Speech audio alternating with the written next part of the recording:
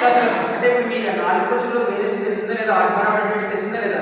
సరే ఇక్కడ నాకు ఆర్గ్మెంట్ డౌట్ ఉంది సార్ అన్న ఒకసారి చేయొద్దండి, లేదు కదా? సరే 5th క్వశ్చన్ మీరు అందరూ కూడా ఓపెన్ చేసి చూడండి, అందులో ఏదో చెప్పండి ఆన్సర్. సరే ఎవరు కూడా తప్పు చెప్పకూడదు, అందరూ కూడా కరెక్ట్గా చెప్పాలి. చెప్పాలి.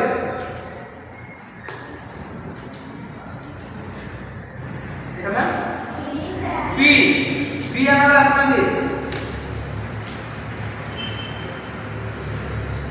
సి అవుతా? సి. సో సి చూడండి,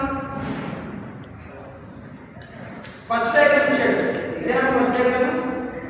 ఫస్ట్ డయాగ్రామ్ నుంచి సేమ్ యాక్సిస్ కి దీనిలాగా ఉన్న లోపల డయాగ్రామ్ ఉందా లేదా? లోపల డయాగ్రామ్ ఒకసారి కొడితే చూడండి అన్నమాట. ఫస్ట్ డయాగ్రామ్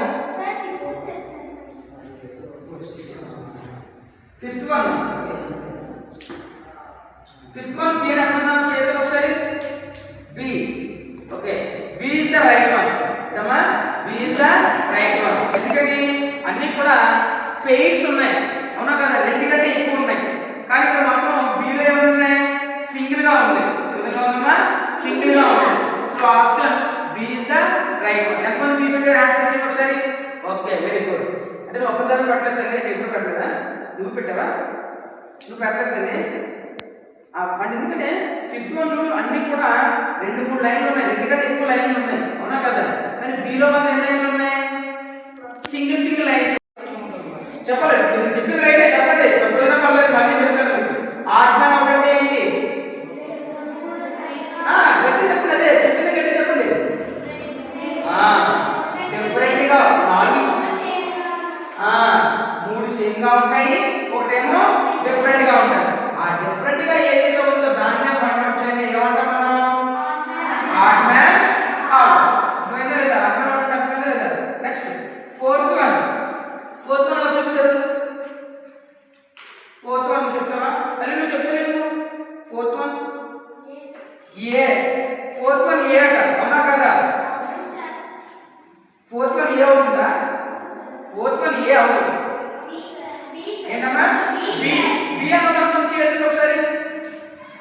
సి అన్నది చేయండి. సి. Very good. డి అన్నది చేయండి. చెయ్యి ఎత్తినప్పుడు ఇలా కాదు, ఇలా ఎత్తాలి. డి అన్న ఏ అన్నది చెయ్యి. Okay, very good. So option A అవుతుంది, సి అవుతుంది, డి అవుతుంది. ఆప్షన్ బి అవుతుంది. సరే ఎందుకు అవుతుందో చూడండి ఒకసారి.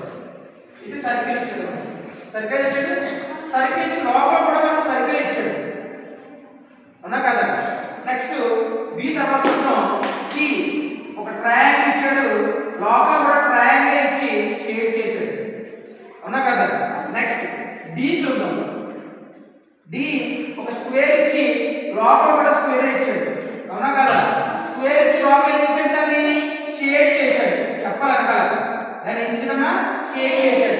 ఇది ఒక సర్కిల్ ఇచ్చాడు, లోపల కూడా సర్కిల్ ఇచ్చాడు. ఇక్కడ ఒక ట్రయాంగిల్ ఇచ్చాడు, లోపల కూడా ఏం ఇచ్చాడు?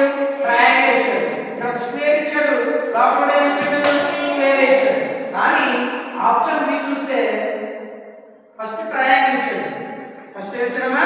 ట్రయాంగిల్ ఇచ్చాడు. కానీ లోపల ఏం ఇచ్చాడు? మనకి స్క్వేర్ ఇచ్చాడు. ఏం ఇచ్చాడమ్మా? స్క్వేర్. అంటే ఇందులో ఈ 4 ఆప్షన్లు కూడా మనకి ఏం డిఫరెంట్ గా ఉందమ్మా? మరి సి అని అలగటం ఆప్షన్ లేదు. సో ఇప్పుడు మీకు తెలియదు, ఈరోజు తెలుసుకున్నారా లేదా?